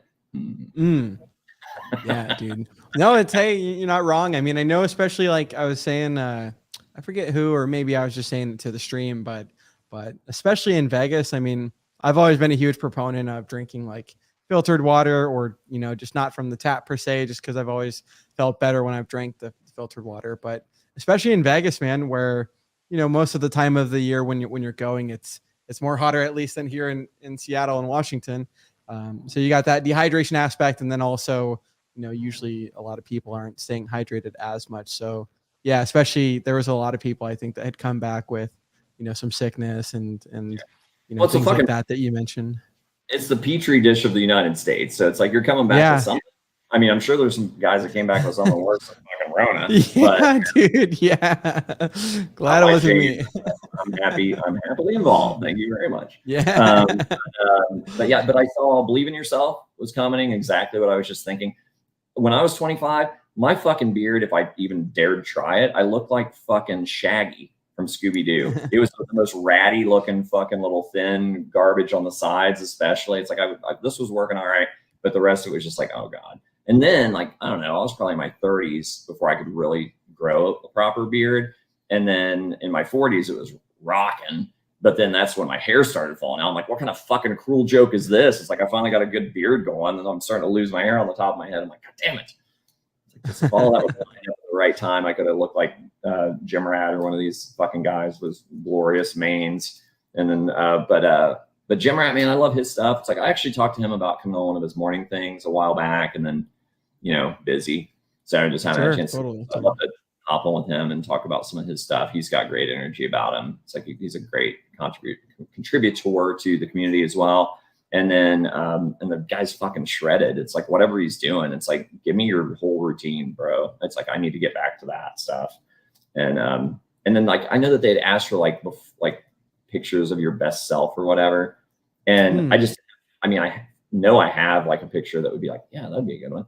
But then at the same time, it's like busy, didn't have time. But then the other part was like, it would be almost depressing. You know what I mean? Like to just put that picture up and like, damn, it's like, I look fucking good. You know, it's like, like 25 years or no, like 20 years ago, but still, or fuck, even in my 40s, I was doing all right, but I hit 50 and the last few years have not been kind. It's like, you know, I'm glad that there weren't any pool parties I was invited to in Vegas because I'd been the guy with my t-shirt on in the pool. You and me both. Yeah. Oh, and I saw DJ Polly in here too. That guy's awesome. It's like I met him in Daytona, and he's just great energy, good dude. DJ Polly, I think that's his name in here. Yeah, I think he was chit-chatting with Waka Flocka the other day, which is like a big rapper guy. That was a poster. He got me on that too. I'm like, look, are you serious, dude? Fuck, man. I'm way too gullible, dude. He got me too. He totally got me. I'm like, no way. And then I looked at it for a second, and like the girl in the background almost looked like she was grabbing his ear. I'm like, wait a minute. And then I looked a little closer. I'm like, that's a fucking poster, bro. And then like further down in the comments, he let the cat out of the bag. But it was, for a minute there, I'm like, that's fucking cool. Get Flocka in there, you know, hex it up. But yeah, he got that was a good one. But yeah, what else was I gonna? Oh, and Bitfinesse. It's like, has he been on stream? I haven't seen him on stream in a long time. He's always in the comments. No. I love his contributions. That guy's got great insights on fucking everything. And well, dude, talk about just the coolest guy. I mean, I've talked with him a handful of times back in the day, and he's a wealth of knowledge. But then same thing. I mean, that guy, he's working hard every single day. And his handwriting is absolutely amazing. I don't know if it's still on his pin profile tweet, but he was showing like the stakes that he has. And I was actually showing my dad because, you know, initially you show someone some gains or they see some gains and then they're like, oh, this is cool. But then they might not think it's like sustainable or that it can continue having that. And so I was showing my dad kind of Bitfinesse. He has like a little staking ladder. And my dad's like, you know, he was pretty inspired from that. And it's really cool to see people like, I'm forgetting the lady's name, but when Richard had streamed with a whole bunch of the Hex women, one of the ladies was 75, looks very good. And she's got Cuatro Cinco stakes, dude. And it's like, Richard's like, damn, dude, you're going to be 90 when that ends, but she looks amazing, you know? Yeah. Was that Linda maybe? I don't remember, to be honest. Yeah, I don't want to butcher the name, but very nice lady. Now I look like a vampire hiding in the shadows. I just like leap out and fucking attack. All right, hang on a second. Let me fucking do something about this sun. Okay, yeah, no worries. Sunglasses inside, and that's just weird. Hang on a second. Yeah, no worries. I'll hold it down. Let's see. Believe in yourself. He's in the chat, says, if you give someone a photograph of you, also give them something to remind them. Yeah, you know, there's a very popular YouTube guy and you know, wine library guy, but he mentions like, you know, he thinks about this every day, or at least he says he does, Gary Vee, that like when he dies, like how many people are going to remember him and things like, and what kind of legacy are people going to remember them for? Because honestly, you know, I've known some people that died and I still think about them obviously, but how many people think about the legacy that they had left? And so anyways, to believe in yourself's point, that's what so kind of Richard talks about. I just caught the last part, like giving them a picture and like something else to never forget. You like herpes or what? Which way is he? He says, if you give someone a photograph of you, also give them something to remind them. So that could definitely be one of them, though. I'll never say that. It's like, if somebody gave me fucking herpes, I would remember that bitch for the rest of my life. That's for sure. Dude, yeah, seriously. Glad I don't have to relate to that. Sorry, but so I guess he is like such a. I can tell from his comments and his picture. It's like he is obviously a very kind human being and a gentleman. Yeah. And I just made that a horrible joke. I apologize. Hey. Can't trust anyone without a sense of humor. It was Jackie. That seems like a bad spot to throw that comment up. It's like we're talking about giving somebody herpes, and then like, wait, clean as the driven snow. That girl. What the hell, SJ? You started a Twitter feud on Valiant stream. It's like girl fight. No, but yeah. So she was the 75-year-old. So you know that's just cool to see. I mean, maybe that's who she's talking about. Maybe there was a Jackie. Yeah. All right, I got it. But if you get herpes from old Jackie, then that's like a point of pride. Then you would be like, I got some like 1972 version of herpes, and that's you know, nap or a snack or something. I'm fucking off the reservation here. You can't say that off the edge. Whatever. Right? That's never my strong suit, but. You know, everything is meant to be humorous and kind. Dude. Yeah, always. Whatever, man. People they'll find anything to get offended about these days, you know. And the thing that I've learned it's like Richard says that, like, you know, for those that don't have haters or those that don't have people with adversity, you know, you're probably not punching through the noise enough, because there's always going to be someone that finds something or that fabricates something. So for those that don't like it, whatever, they can change the channel or right. Yeah, totally. And plus it's like, I mean, I feel like, God, this could be a slippery slope. I've always hated like the word police, you know, and it's like, how can a word be bad, right? And it's to me, it's always me too. Behind the word. But you know, I mean, like things like the N-word or whatever. It's like I feel like that got redefined by the Black community, as it should, right? So they took ownership of it and like made it not a bad thing, you know, in their community. Now, of course, anybody dropping the hard R is just an asshole. And you know, that's that. But you know, I mean, to me, it's like you could say the same thing with the R word. It's like, why didn't they just co-opt that shit? And you know, with proper way to do it, you could literally make anyone that was saying it inappropriately feel horrible just by owning the word. But by making it this like very, very sensitive thing where it's like everyone else has to never say it in any context, and then you are so wounded when you hear it. It's like, to me, it seems like you're like in the Black community. I feel like they took the word back, right? They took it back so like it couldn't be used against them like it had been for generations, right? And then I feel like the same could be done with other scenarios. It's like, fuck, I got called, you know, the F word, the, you know, the homosexual term of yeah, sure. And it's like my brother was gay, and it's like I was a pretty guy, and I like to dress well and have my big flock of seagulls fucking 1989 mullet rocking, and it's like, you know, I felt, I mean, I was metrosexual before that was a thing, so I was just called the F word, right? So so I'm like, you know, take that word back. You know, it's like nobody needs to be scared of a fucking word. And it's like, you know, the intent. I mean, I know people that have used, you know, what could be seen as inappropriate language that are way better. Because like the people that never do that kind of thing, it almost makes me feel like those are the fucking racists. It's like those are the people you got to watch out for, because it's like they're squeaky fucking clean. And it's like, Yep, what's yep. coming rattling out of your closet, you fucking Nazi? It's like, you know, like, let's see what's really going on behind the scenes, because it's like your language is on point. However, where's your heart at? You know what I mean? So it's like, True. I don't know. That's a whole other deep dive for Yeah. whatever. Well,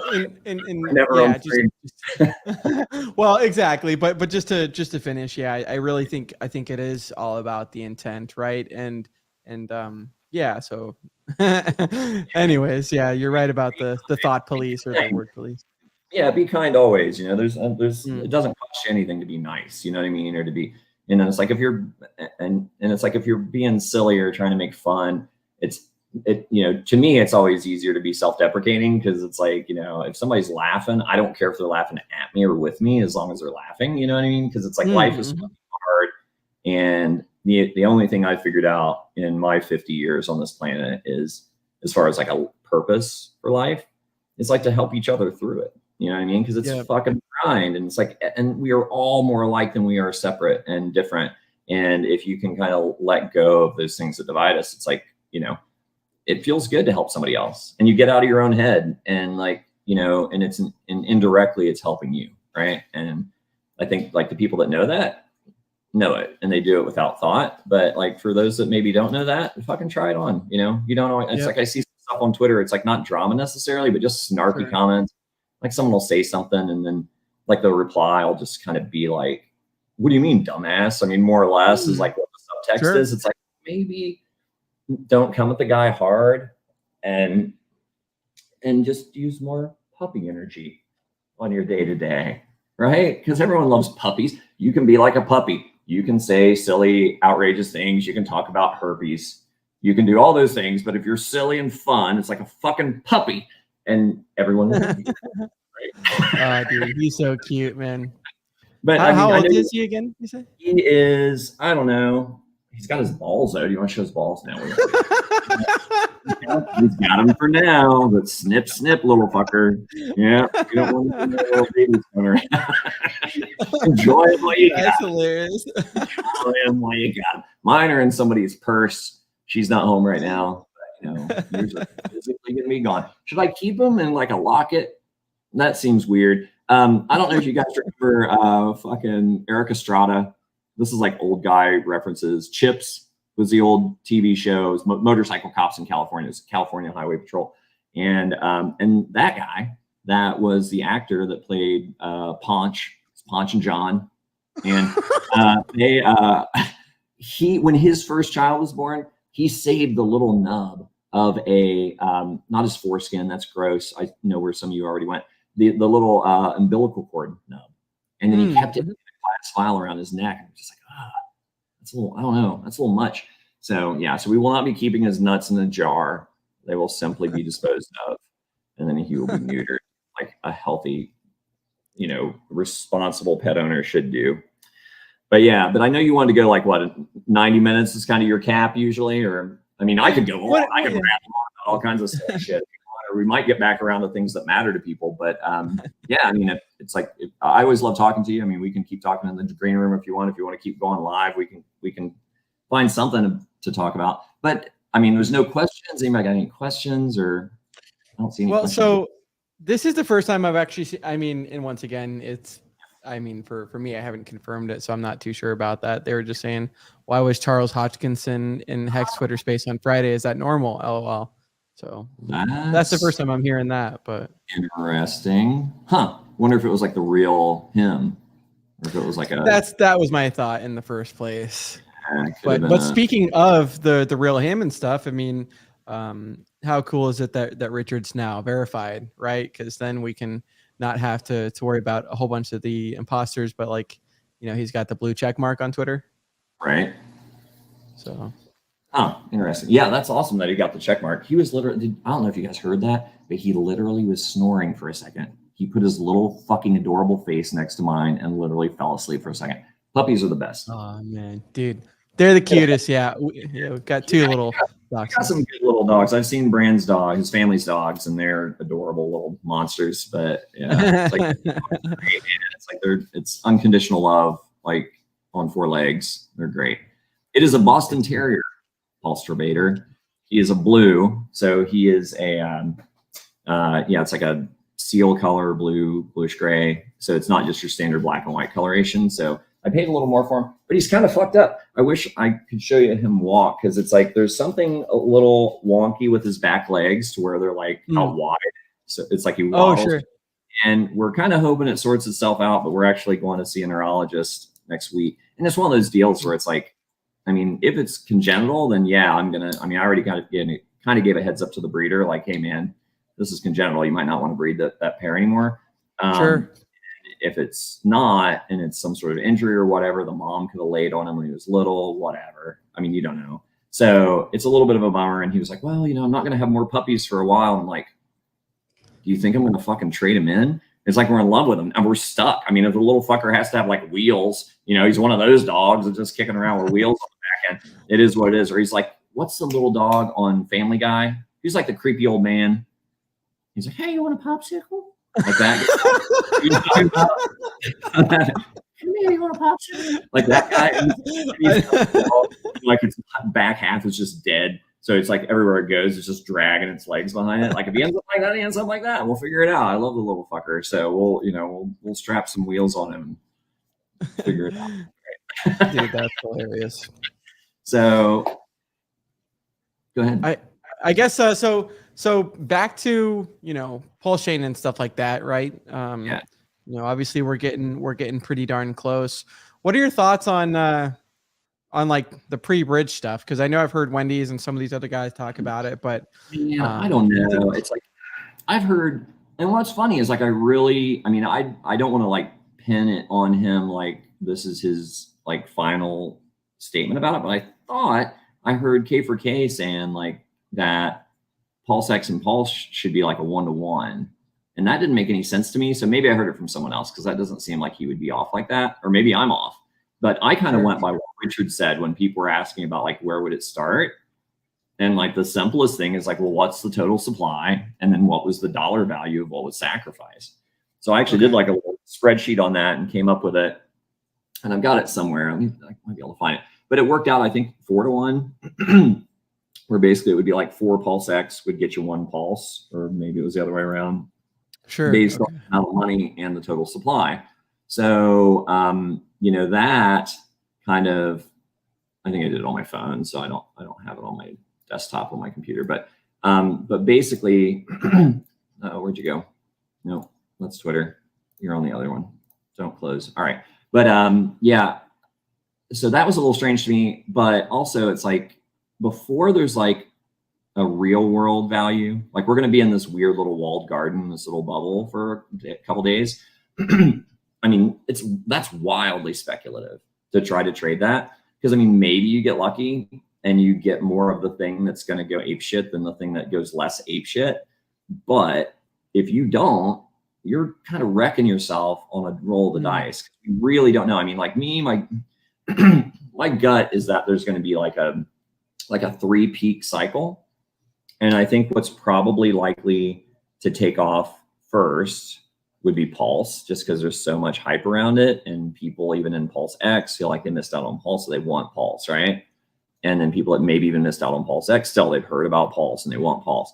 So I feel like Pulse is probably the one. It's almost like the Bitcoin cycle and then the alt season, right? So like Bitcoin will peak, people make a bunch of money in that. And then all of a sudden they start looking for little ancillary plays to like chase gain. So they take some of the profit they've made on their Bitcoin, and then the altcoins pump, and then Bitcoin starts to dump, and then the altcoins start to dump, and then the cycle starts over. So I think it's, in my crazy brain, I just kind of feel like Pulse would probably be one that's likely to pump first.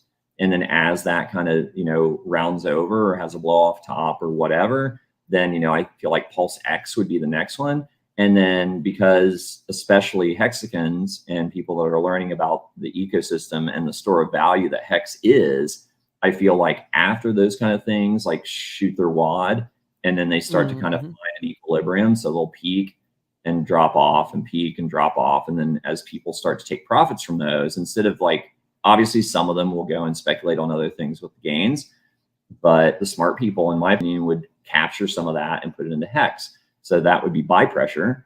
And then Hex would be the third peak that you would see. That's kind of where I kind of intuitively see that happening. I mean, obviously that's not going to happen in the first 2 days.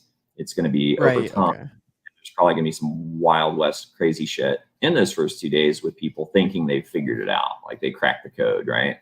And they're going to swap, half of their PulseX for Pulse, or they're going to swap all of their copied hex for that, or whatever, or swap their Maxi, or swap their, Hedron, or whatever. People are going to get in there and fuck around before there's a USD value. So, I mean, what I'm telling all my personal friends and onboards that I talk to in IRL in real life is just hang out. Like, don't do anything. You know what I mean? If you got your copies, just hang out, and then spend that time between now and then to get on the test chain and, mess around with it and see, about yield farming, and see about buy and burn, and see about, staking and delegating, and like get some familiarity with those things, because those are all safer plays, depending on the pair, of course, with liquidity pool stuff, and depending on how individual pools are incentivized. So, I think there's some opportunities there. I mentioned it early in the stream, what I thought would be a safe one, especially if there's an incentive token attached, payout for that. And the delegation, of course, I mean, the delegation's a little bit of a weird one, because it seems like, yeah, it's good to help secure the network. And if you're not doing anything with your Pulse anyhow, might as well make some yield off of it. And that's the safest play. But you're not, but typically, just like in any other investing, the more safe things are, the less potential for gain. So you're not going to make a ton in your share of the fees. And then also, depending on the node or the validator that you're delegating to, be aware of what their payout is, right? Because some are going to be more generous than others, and some might keep it all because they have some other plan for those fees and then giving it out to you. So those are, that's what I would kind of have to say about those things. And then is there staking for PulseX, or is it just delegating for Pulse, and there's liquidity pools? That's like kind of all I know at this point. I got to dig a little deeper. Sure. Yeah, I know there's like that single-sided staking for the PulseX. At least it was for, I don't know what it was, 8 or 9 days that its little trial run was doing.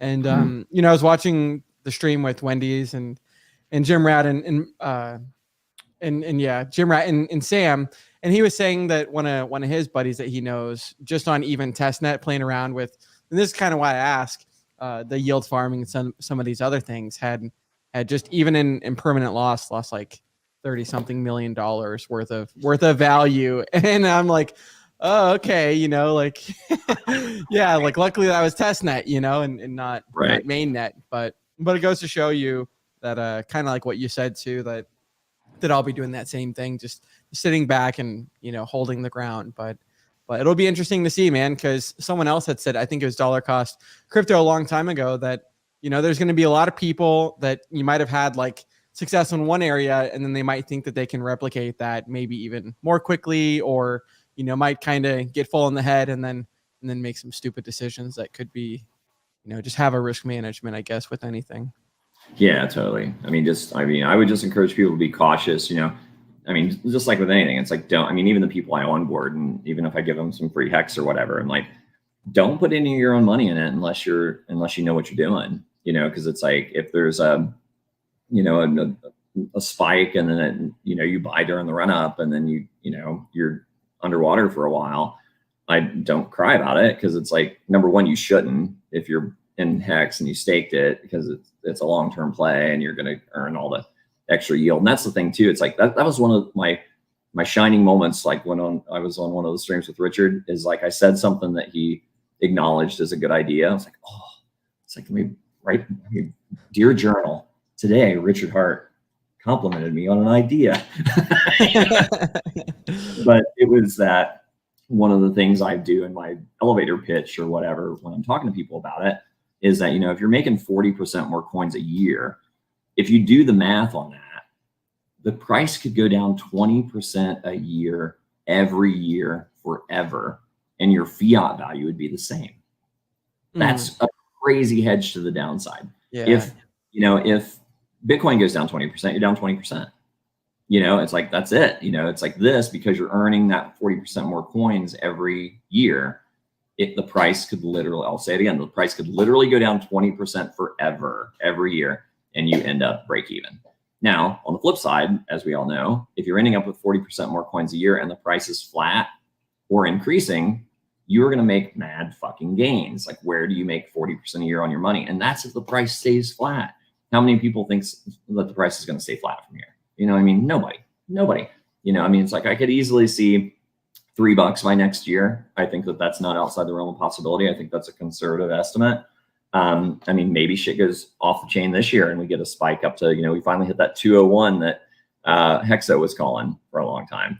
But yeah, it's like, so yeah, I think there's so much upside in Hex alone still, but yeah. And as far as like the liquidity pools and delegating and all those things, it's like, I still myself have more to learn.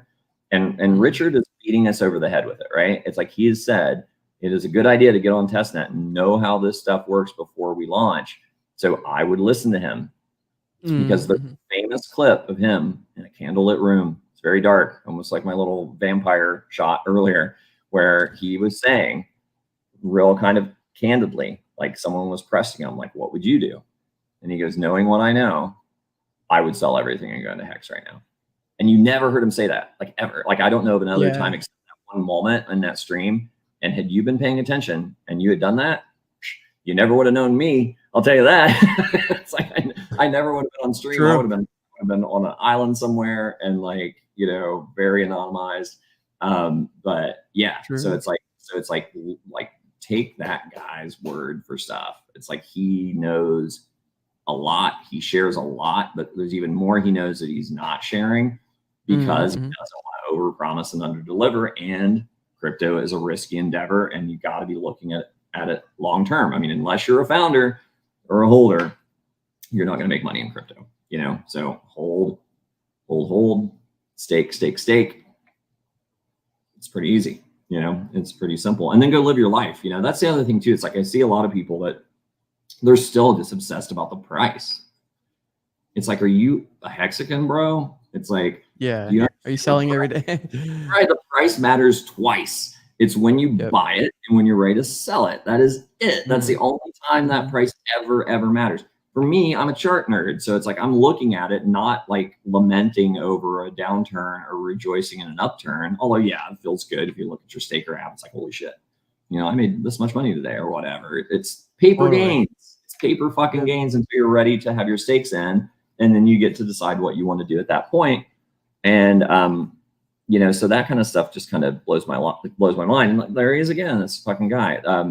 There's so much to be said for living your life. Absolutely. Believe in yourself. You're nailing it. That's the thing. It's like, if you're doing well in Hex and you are not trying to like play the game to figure out like, well, what's a better play, like Pulse or PulseX, or maybe I diversify into these other PRCs that are coming over that look likely to do well. And that's fun. And you can do that. But man, if you're just obsessed with like all of that, and then that's your life. That's the life you're living. And I guess it's okay. I'm not trying to tell anybody how to live their lives, but there's real stuff going on out in the world that you can be part of. That's a lot more gratifying than watching a chart or trying to decide which alt to jump into or any of that. And that was his whole push, like, go live life and build things, right? So if you want to help, like, I've talked to him a number of times, and like, he's like, fiat on-ramps. It's like, what can I do to help? It's like, fiat on-ramps. He's like, that's where we need, that's the focus, right? So I've made some phone calls and talked to some other people and, do what I can to kind of like move that ball forward. I'm not in business. It's like, I'm not trying to create anything that sells anything, that's for sure. But, behind the scenes, if I can make a couple phone calls or like make some connections between, this guy and that guy that can kind of help some things happen, do that. If you want to contribute to the community and, help the ecosystem grow, then apply yourself in that way instead of just like living on Twitter every day and talking about the fucking price. Not to be a grumpy old bitch about it, but it's like, it's like, come on already, give it the program. Yeah, no, that's good advice, man. I appreciate that. Sometimes it's nice to hear a reminder or same thing. Yeah, like, especially if there's not really much you can do and you're already staking with the trustless yield, then yeah, do stuff that's going to benefit your mental health, your physical health, versus detrimenting it, which social media is just proven to do that. So social media can be, I mean, that's why, I mean, I'm never on Facebook or really much of anything anymore. Very, very, very, very little. And Twitter, that was killing me for a while because I was getting sucked into every fucking dramatic bullshit twist and turn that I was not well. It was really bothering me. And then you block the right people, or do you know what's a great function? Mute. Oh, dude, it's one of my favorites. God, it's a godsend. It's like you don't have to block them and then like see what that all turns into, or just mute them. You can trim down like what you hear, and and what you're because certain things can trigger at anybody. You hear stupid shit and you're just like, oh God, and then you feel compelled to like hop on the keyboard to try to explain to some anonymous fucking twit on Twitter. And then all of a sudden you're down that rabbit hole, and it's like you're just burning energy. And it's like we only get so many breaths in this life, right? So it's like, how do you want to spend your time? But yeah. So Bran, what do you think, man? Should we call it? Yeah. No, let's call it. I had those last couple of questions there, which with your input, it's always a pleasure and a treat having you on. It's fun, man. I appreciate the puppy, dude. Thanks. Winston Churchill's a little cutie, man. I tell you what. Yeah, he's a regal little beast. But hey, anybody with a man hammer, like fucking go snuff out that. Yeah, I just got it. I haven't seen them in my chat in forever. Hey, do you know what though? On that link, what you can get herpes. You want herpes? Follow that site. There you go. Yep. But what the fuck is the matter with me? I tell you what, but man, Bran, it's always a pleasure, man. It's like Bran and I talk all the time. Like we'll talk on the phone and text back and forth. Like Bran's my real life friend. It's like I know you see these talking heads on YouTube or whatever, and it's like Bran's like a real life friend. So it's always a pleasure to come and support his stream, whether I'm paying a late fee or coming in here and trying to like talk about some stuff that would be of help to his audience. And really appreciate it, man. It's like hopefully I can come on again before too long. Life, fingers crossed, should be getting a lot simpler in the next 3 months. I got less than 3 months. Like, hang on. Hey Siri, how many days until July 13th? It's 73 days until then. 73 days. I will be officially retired in 73 days. So at that point, things are going to change for me a lot. God bless Richard Hart and this wonderful community. And hopefully I can contribute in different ways. Oh, the one thing I know that people equate me to, because Maddie was kind enough to invite me to be in the Hex conference to talk about tax prep and estate planning. That is not, it's still coming, right? And it's like, but be aware, it's like nothing that you're going to have to pay for. It's just free resources and materials to kind of help you, maintain your sovereignty, right? It's like, I have my own tax attorney, I have my own CPA, and I have my own estate plan. And there are stepping stones that can help you go down that path. It is very complicated, just like Hex. There's a learning curve. So, I mean, you got to apply yourself. There's simpler options and there are some fair options out there. I think, it's just a matter of what you feel like is a fair price to pay for someone to make that easier for you. But be cautious, right? It's always better to kind of do your own thing, in my opinion. It's like, that's how I'm rolling with it.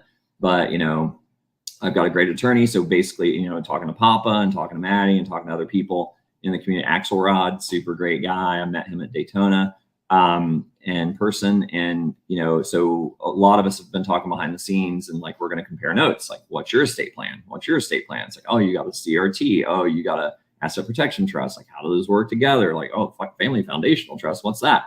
So we've been talking about this stuff for months. And essentially what we're going to do is we're going to have, obviously redacted. It's like, I love you guys, but I don't want you showing up on my front porch. Right. So yeah, it's like, totally. It's not gonna have my name and address on it, but it'll basically outline my structure of how I'm setting up my future security. Because as I said in the conference, making the money is half the battle, keeping it's the other half. It's like, I've got no problem paying my taxes.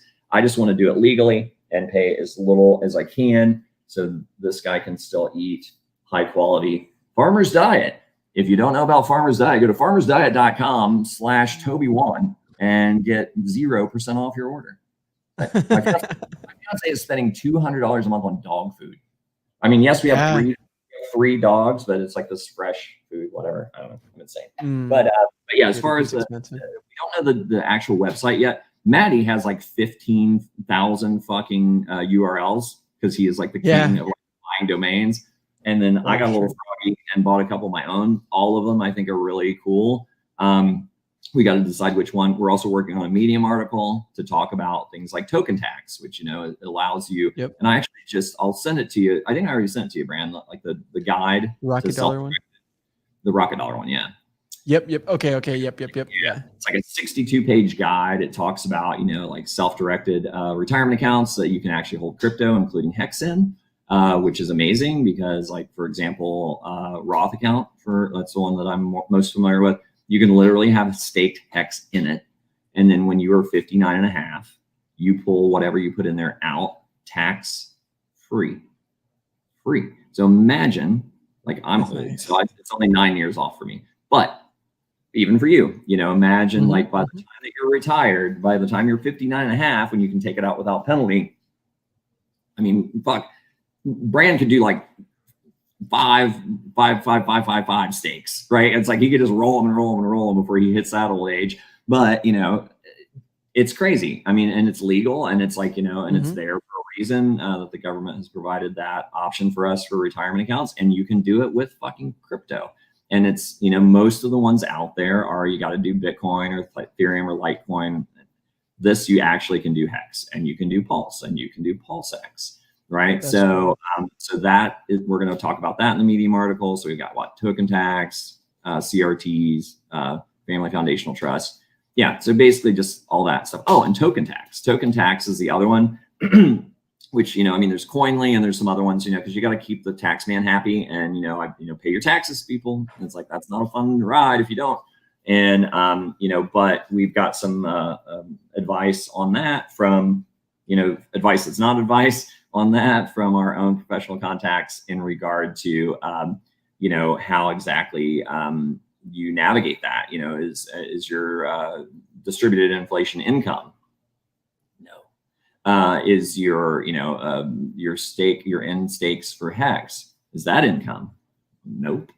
You know, so there's some stuff in there that's really insightful and good information from like not cheap sources like tax attorneys that deal with these kind of things. So that is huge, you know, because you don't want to go out there and voluntarily pay more tax than you need to, because the tax laws are currently very vague. So you should pay what is fair, and what is fair is to treat that like Funding Jim's talk about, like the bounty of the orchard, or whatever his example is, right? It's like real estate. You know, if you sell a house for more than you bought it, then you pay on the gain. If you just have a house that appreciates in value and you haven't sold it, do you want to pay tax on how much more your house is worth even before you sold it? Right. That's not very smart, right? So that kind of stuff. But anyhow, not to drone on about it, but that is in the works. I'm sorry it's taken a while. Like I said, busy. Maddie's busy. He's kind of waiting on me for some contributions for the Medium article. And then we'll get the website up, and then we'll have some resources available for people to download. And then you can take them to your own CPA, and you can take them to your own tax attorney, and then they can fine tune them for your specific needs.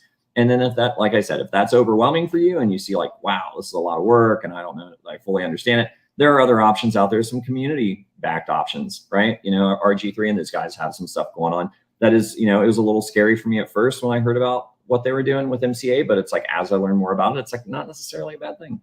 And, you know, but you got to be willing to, you know, read the fine print and know what you're getting into anytime you're deferring those choices to someone else, you know. And I'll just leave that with, do you even DeFi, bro? So it's like, you know, I'm all about DeFi, right? Keep it decentralized, yeah, man. Your own thing, right? That's my, that is it. That's all I got. Awesome. And then I want to check out your app. What's the name of the app for the thing? I know that I can't get in the competition. Not like I'm going to win. Yeah, sure. It's I'll tell you in the green room. It's a Wodify Rise, WODIFY, and then RISE. Okay. Yeah. So if other people like me were snoozing and didn't get on the actual competition, I'm going to try to follow along and just do it with everybody else and like see what I can do. Cause I mean, that was one of my primary goals. Like when I realized I was, going to be able to retire this year, which was fucking mind blowing to me, that I could do that. And my number one priority is my health. It's like, I'm 50 and shit's starting to fall apart, and I want that not to happen for as long as possible. So I'm excited about, that opportunity to be kind of held accountable by other Hex members. So whenever my ban is lifted from Twitter, you fucking pussy Peter Schiff, rat bastard. So it's like, if they lift my suspension on Twitter, then I'll be able to come along for the ride and maybe post some pictures of my fat 50-year-old belly or something. And then maybe I'll be all, I'm not going to get to a 6-pack. Let's be real. You got to be like 18 and, have, testosterone coming out your ears. It's like, I don't see how that's possible if you're over 40, but God bless the guys that are. But I'm going to try, why not? So, and good luck to you, Bran. I know it's a challenge, man, changing habits, but you got to start somewhere. So, but thanks again, man. I appreciate the opportunity, and hopefully I've been of use to some people, maybe made a few people smile, and maybe gave them some information that's of use. And you're gonna see more of me, whether you like me or not. It's I'm gonna be around. I'm not gonna have shit to do. I'm just gonna be taking care of my old crazy dad and my mom, and like chilling out with the puppies. So I'm got a lot of time on my hands. So I'll probably be more involved in the community and hopefully stream some more. And then I've also got ideas about another Hexaco music video. We're looking at doing like a mashup with a couple other artists and do some cool stuff. So stay tuned for that. It'd be cool to get some new Hexicans to submit some clips for that one when we get that going. And then that same guy that helped me with the production of that and did all the animation and stuff, he does university style distance learning programs. So we had talked for about a Hex 101 with TobyJuan, where it'll just literally be like a syllabus course. Now that's way down my roadmap. So, don't hold your breath,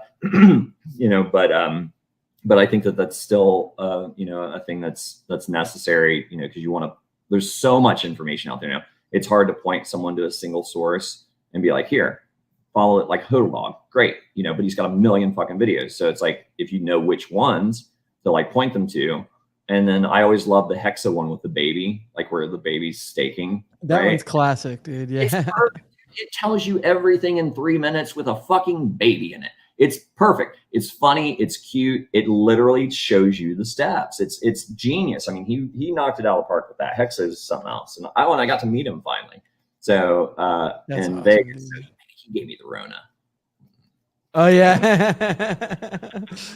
You never know. But anyhow, I could go on and on. I always get so jazzed up when I get to come on stream with you. So I'm going to shut up. Oh yeah, dude. Let these guys go. Yeah. We'll do the outro now. Thank you again for coming on. And till next time. Thanks. All right. Peace, everyone. Be sure to hit that subscribe button. Be sure to like, be sure to share, be sure to comment. Say hey.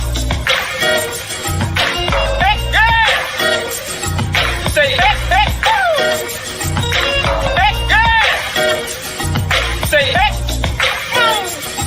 Say hey. Say hey.